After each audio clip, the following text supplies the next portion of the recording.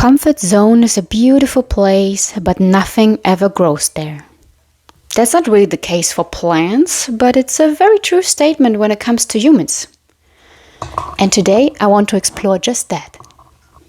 Last week I talked about the region beta and that exiting it might be a good idea if you think that your circumstances are preventing you from living a truly happy life. Which is really important because you just have one go at this. Now today I would like to rattle on the bars of your comfort zone a little bit, because by getting out of it you might actually also exit region beta at the same time. And getting out of your comfort zone is quite the promising endeavor in general because it makes you grow immensely. So in order to develop your character, your resilience, your career, your relationships, and many other really good things that you really want to develop over the course of your whole life, you might want to have at least one foot outside of that bubble every now and then.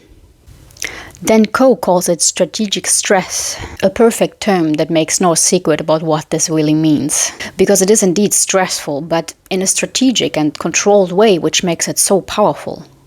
There is a big difference between risk management and intentional risk-taking. The former prepares you for tough situations before they arise, which makes you feel safer and gradually competent without any serious confrontation.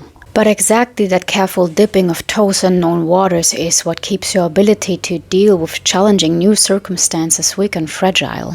Risk-taking, on the other hand, is that strategic stress that really pushes your boundaries. It's still controlled because you choose to do so voluntarily and on your own terms. But it's still building up your resilience and your courage much more massively than those dry runs could ever do. After all, even the most thorough preparations for a theoretical worst-case scenario don't necessarily prepare you for a real-life worst-case scenario. You have to actually live it to build that metaphorical muscle memory. Now, sometimes fate just throws you out of a known territory by force, so you have no other choice than to adapt and grow stronger. But even if not, it's highly beneficial to wander outside of these borders every now and then, even if nothing other than yourself tells you to do so. And it seems counterintuitive because growing always comes with a certain amount of growth pain. But it's absolutely worth it. The first time I ever stepped out of my comfort zone on my own terms was with LARP. I was a very shy teenager and I would rather read Shakespeare alone on school breaks than to talk to anyone. And thus I didn't really develop any social skills in my younger years. But then, in my early 20s, I met people that went to LARP conventions. And even though I was dying from embarrassment and social fear just by the thought of attending such a folly, I somehow knew deep down that this was a beneficial undertaking. And I was right. I went to conventions for 2 years, and after some time of staying a very silent half-elf archer, I actually started giving less importance to my fears of socializing. And these days, I couldn't be more relaxed in groups full of strangers. As a byproduct, my posture also improved. Because as a half-elf, you have to walk straight at all times, which is pretty neat. As you may remember from my first video, my marriage also was quite the cozy comfort zone, and stepping out of it led to the biggest growth spurt I ever experienced in my life until now. But you don't have to take leaps like that to gain the benefits of exploring uncharted territory. Start small. Walk another route to work, part your hair on the other side, smile at strangers. And before you know it, you will sign up to salsa classes. Because maneuvering outside of your comfort zone is like training a muscle. And you will soon realize that the threshold itself expands and you start to become less and less intimidated by unknown people, unknown situations, and unknown entries on the sushi menu. And I guarantee you that you will quickly ask yourself why you haven't done so eons ago. And for now, I just talked about physical comfort zones. Let's quickly touch on mental ones as well, which I would say are even more important.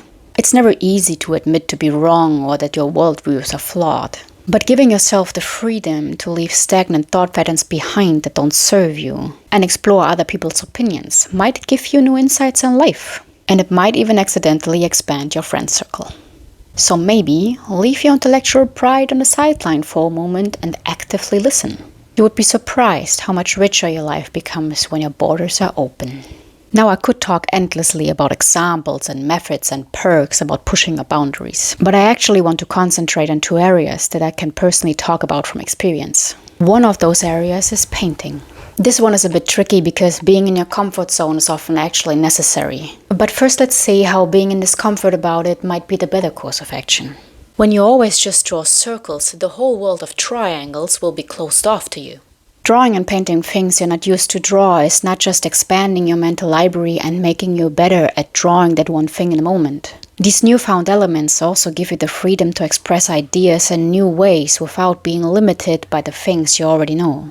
It refines your vocabulary, puts more tools in your toolbox, and adds granularity and richness to your work. So detect your blind spots and purposefully work on those if you want to enhance, for example, your fine art.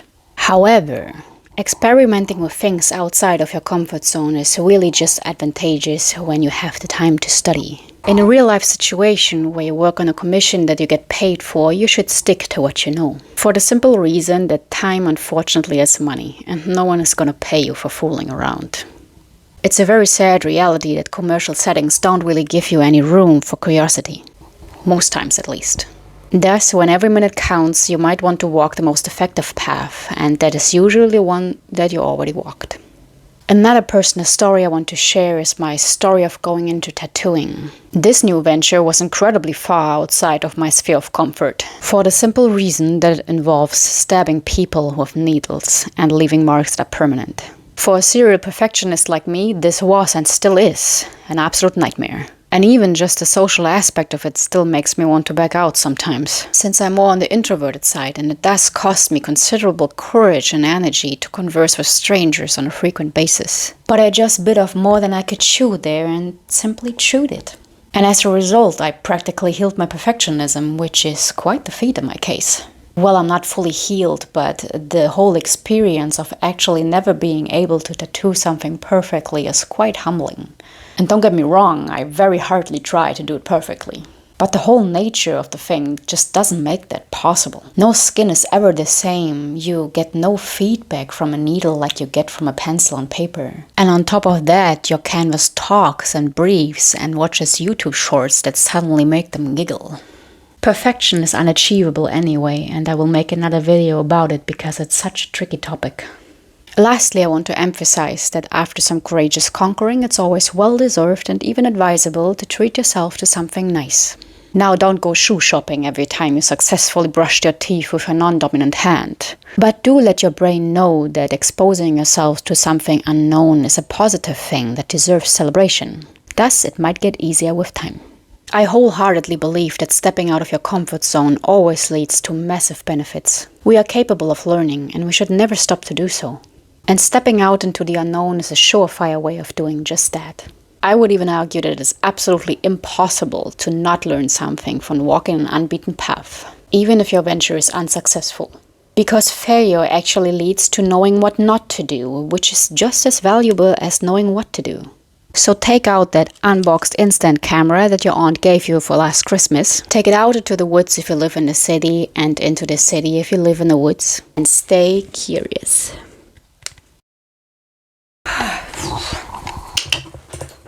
Whoops, sorry, Hamlet. Sorry. We want to work.